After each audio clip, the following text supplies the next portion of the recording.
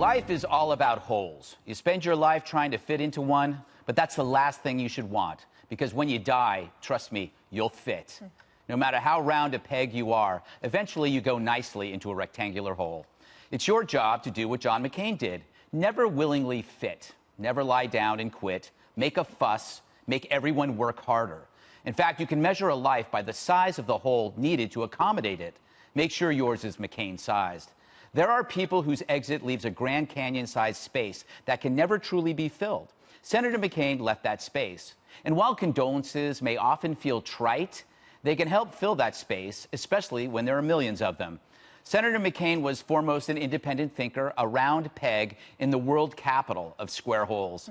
He owned his thoughts, critics be damned. His experiences taught him to shrug off stuff that would have left us in tears. 5.5 years in a prison camp will do that to you. And that's real diversity. He was feisty, funny, and real. We need a good John McCain, and not just every generation, but every day. Somebody who reminds us that we don't all have to act the same, and who knows that there is a difference between a good idea and the latest idea. The earth is covered in cemeteries, endless green acres of rectangular holes. There's one near you and in your future. But if there's an army of round pegs, filling square holes won't be easy. In life, be a John McCain. Be a little less predictable tomorrow than you were today. Realize that politics is only a small part of life, not life itself. Be the round peg that refuses to fit in. Dana, I heard you earlier talk about John McCain when the news came out. I just want to get your thoughts on, I don't know, his passing. And well, I didn't know him until after 2001. I came to the Bush White House after 9/11, and anytime that John McCain was around, it was a joyous time. He's actually, he could be quite cantankerous. And you will find there were many people in Washington who got, their heads ripped off by him, but they always respected him. He was a joy to have as an ally, and could be a really tough person if he wasn't on your side. Right. But he commanded such respect that you would have to listen to him. One of the big fights, or I shouldn't say it wasn't a fight, but a disagreement, was about enhanced interrogation techniques in the wake of the war on terror and 9/11. And he felt so strongly, and you couldn't disagree. I mean, obviously, he had gone through it. Right. He knew what he was talking about. And so I remember those fights. But the other thing that I remember, too, is because I wasn't there on the 2000 campaign, I only knew John McCain as a friend to George W. Bush and an ally. And as I learned more about how difficult and tough that primary and bitter that primary was when George W. Bush finally wins in South Carolina over McCain, that what a remarkable level of forgiveness happens between adversaries, that then they can go on to work. And then as a staffer, that's really great, because then you can work with their staff and there's no bitterness, there's no recriminations. What I've really enjoyed in the past 2 days is reading stories that I didn't know.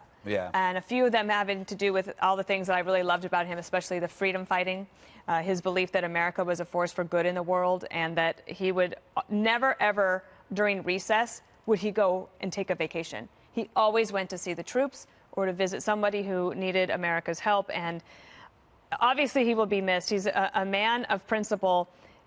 He evokes strong emotions in people. Definitely.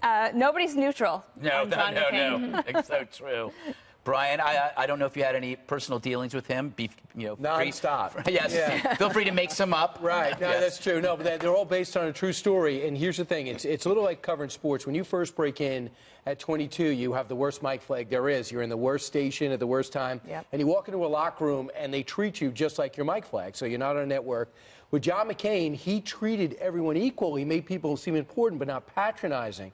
He would come on to deliver. He had something to say every day. And I'm wondering, it seemed like there's only 5 people working in the Senate. On every major issue, not only does he have an opinion, there's a problem in Syria. There's an unrest. So next thing you know, he is in Syria at 78 years old, meeting with the Free Syrian Army. There's a problem in Ukraine. There's an insurrection. Well, it's 10 degrees below zero. He is sitting there on a stage in the Ukraine, and they're saying, John McCain will come on with you in the morning because they're 12 hours ahead of time. I'm saying this is unbelievable. The other thing I would keep in mind with John McCain, which I thought was fantastic, he sincerely admitted when he was wrong.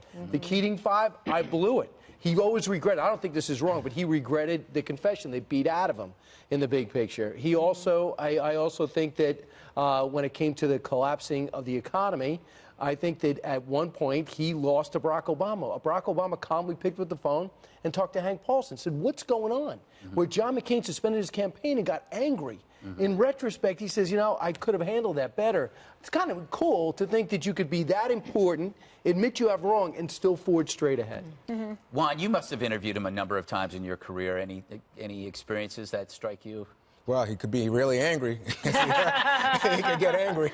I can tell you that. You know, that's not a joke. John McCain would be furious with me at times. What for what? What? Well, I remember the one that really stands out was in '07. He was losing in the Republican primaries. And the question was, why is he carrying on? And I would ask that publicly on Special Report. I'd say, you know, I don't see why McCain bothers to stay in this race. And he just... Well, he did not react well, and he especially didn't react well when he came back and won. And he loved the idea that he would stick it to me that say, hey, you're supposed to be so smart about politics. So, I mean, that's the way he felt about it. That's fine. But you know what strikes me is that through it all, anger or whatever, was the sense of honor. And, you know people in the military, and the rarity of John McCain is that his granddad and his dad were both admirals. And then he goes to the U.S. U.S. Naval Academy in Annapolis, which is where he will be buried. And he's not an outstanding student, but he is a dedicated person. And when he goes to war, he's a dedicated person. I think he's the kind of person, based on the honor that he displayed as a politician, that I would want at my back if I'm under fire. And when you saw John McCain's statement, the statement that he issued knowing that he was about to die, he talked about American ideals, Greg, in terms of this is a country based on an idea, not on blood and soil. And he spoke with a depth that I don't hear from politicians about what real patriotism is. That, you know, politicians are always glad to wrap themselves in the flag and patriot. Not John McCain, and he could have done it more easily than any of them, because he really was, as Dana said, in a prison camp and tortured. I'm not saying he was just held, tortured, and displayed to me what was the greatest example of honor that I can think of as somebody I know, which is not to allow yourself to be freed, because the enemy knows that your dad is in charge of the troops, right? And you're not going to let yourself be freed as a propaganda statement and leave your brothers behind. I don't think there's any higher tribute that I could give to John McCain than to recount that story today. No, it's an amazing story, Tammy. Yeah, and I think a lot of people watching and a lot of the people listening to my radio show have serious disagreements politically, obviously, with Senator McCain. And we've expressed those, and there's going to be time in the future to have those critiques. This is a time, though, to reflect on somebody, and all of us really, more than just what we see necessarily on television, more than in one moment that reflects something and who someone is and what they've contributed within the larger context. And his final statement, I think, says something very appropriate for all of us across the spectrum about not surrendering, right? About what really matters. And that's a message, especially for Trump supporters, that they can learn from.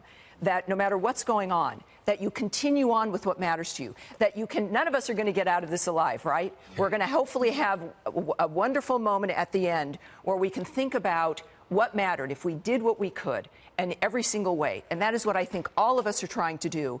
And he also mentioned, of course, the thing that gave him the strength. And I worked on that campaign briefly in a peripheral way in 2008. The difference was his family, his wife, and his daughter, Megan, who I got to know a little bit. And that, of course, was just a foundation for him, I think, that makes a huge difference for every politician, for all of us who do these things.